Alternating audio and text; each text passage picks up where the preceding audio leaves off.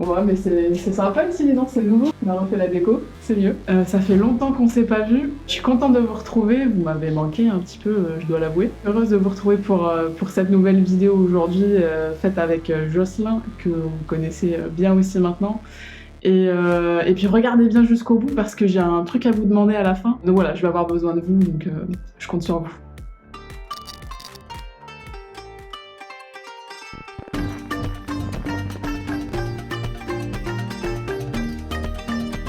Cette vidéo, elle se fait dans un contexte un peu particulier parce que ça fait 3 ans que je suis élue à la ville de Lille et à la métropole européenne de Lille. C'est mon premier mandat. À la base, je suis une militante dans les partis de gauche et syndicales, mais j'avais jamais eu de mandat politique avant 2020. On va revenir sur les temps un peu marquants de ce mandat avec donc Jocelyn qui a préparé des questions que je ne connais pas. Donc je vais les découvrir en même temps que vous. J'espère que ça va aller. Je pense, je sais pas trop, donc on va voir, on va revenir un peu sur ces 3 années de mandat à Lille.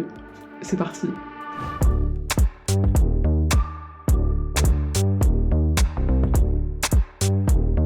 Si je devais résumer à un sujet, ça serait A few moments later. La signature de la charte de la Fondation Abbé Pierre, des droits des personnes sans abri. Ça c'est quelque chose qui me tenait à cœur, parce qu'elle engage la ville à respecter certaines règles, c'est-à-dire qu'aucune personne ne doit être chassée de l'espace public si elle est sans abri. On doit permettre aux personnes sans abri d'accéder aux services publics, mais aussi à l'hygiène, à l'eau, à l'alimentation, etc. Donc ça engage la ville dans un certain nombre d'actions. C'était dans le programme de Martine Aubry en 2020, et je me suis permis de lui rappeler à plusieurs reprises qu'elle s'était engagée, et donc que l'on attendait.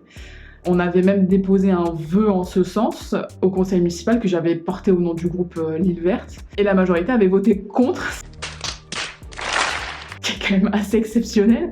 Je ris, mais en fait c'est pas du tout drôle sur la thématique, mais bon. Et donc ils avaient voté contre. Bon, finalement, il y a eu un plan de lutte contre la précarité qui a été mis en place, et c'est dans ce cadre-là qu'il a été adopté. Tant mieux. Trop tardivement pour moi, c'est des sujets urgents et on doit pas attendre. Donc on a attendu 3 ans quand même avant que cette charte soit signée. Mais elle est signée, donc maintenant je peux vous dire que je vais veiller au grain pour qu'elle soit appliquée, à la lettre.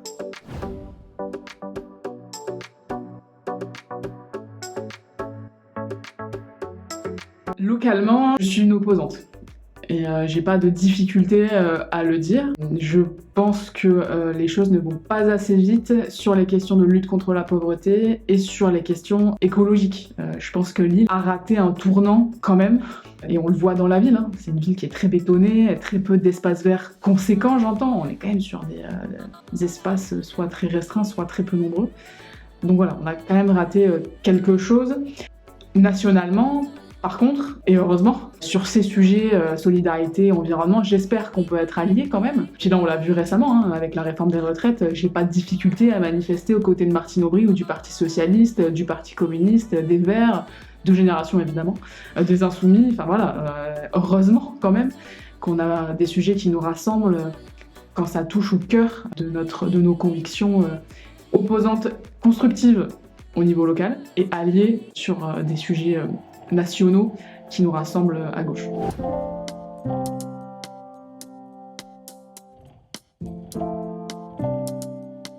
Le sujet dont on ne parle pas assez, pour moi, c'est celui des quartiers populaires. Lille, c'est un quartier populaire.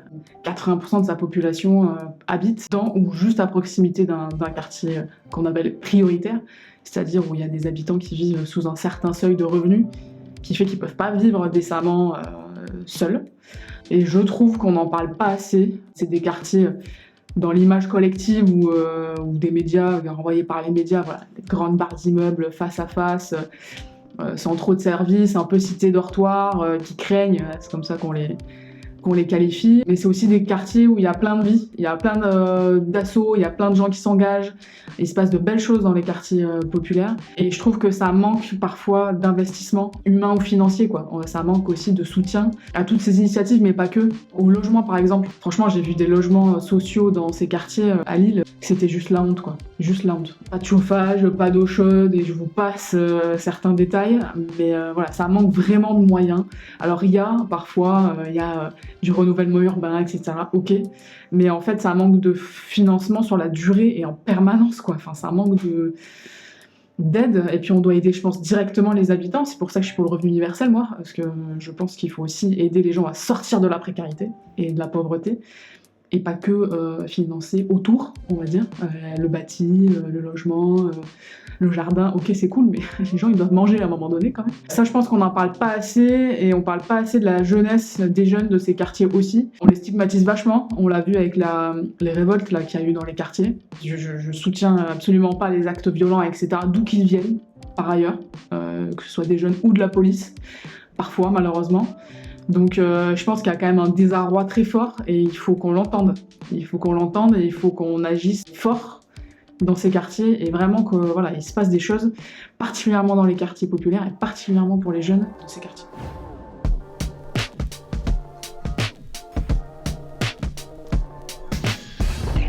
Bah, la première chose qui se changerait de suite, et je pense que ce serait bien, c'est la place de la bagnole. Enfin, je pense quand même qu'il y a des choses qui changeraient assez radicalement sur la question des transports en commun, des mobilités douces et de la place de la voiture. C'est clair, moi j'habite dans un quartier à bagnole, vraiment. Voilà, dans le cadre de vie quotidien, c'est quand même pesant. Et puis ce que ça provoque, quoi, en termes de pollution, en termes de conséquences sur la santé et sur l'environnement. C'est clair que ça serait un changement plutôt...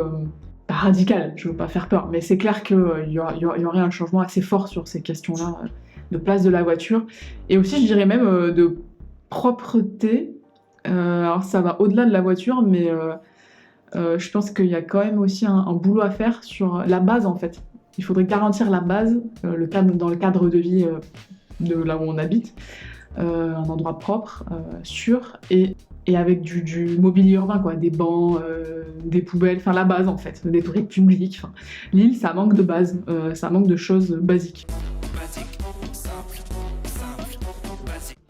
Ça aussi, ce serait un changement tout de suite, je pense, que quand on arriverait.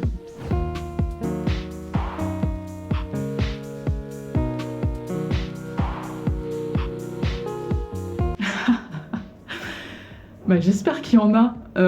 J'espère qu'il y a des notes positives dans ce qu'on fait. C'est très difficile à voir pour nous, en fait, parce qu'on intervient, on soutient des collectifs, et savoir quelle est notre influence, parfois, quand ça fonctionne, c'est compliqué de doser.